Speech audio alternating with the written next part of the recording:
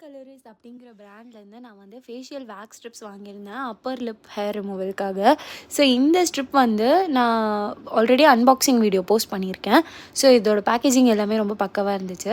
So நான் use பண்ணி பார்த்த ஸ்ட்ரிப் தான் இது. ஸ்ட்ரிப்போட சைஸு, அதோட ஸ்டிக்கபிலிட்டி, அது எல்லாமே ரொம்ப நல்லா இருக்குது.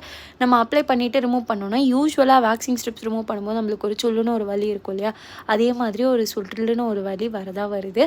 அண்ட் போஸ்ட் வைப்ஸ் வச்சு நம்ம வந்து அந்த வேக்ஸ் ஒட்டி இருக்கிற வேக்ஸை நம்ம ரிமூவ் பண்ணிக்க முடியுது.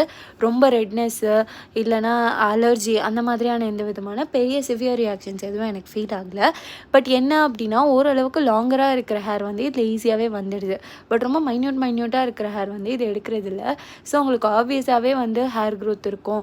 நீங்கள் அது ரிமூவ் பண்ணுறீங்க அப்படின்னா கண்டிப்பாக நீங்கள் வந்து இது யூஸ் பண்ணலாம். இல்லை ரொம்ப டைனியாக இருக்கும் உங்களோட ஹேரு அண்ட் அங்கங்கே இருக்கும் அப்படின்னும் போது உங்களுக்கு அது கம்ப்ளீட்டாக இதில் வராது. ஸோ அடுத்த வீடியோவில் பார்க்கலாம்.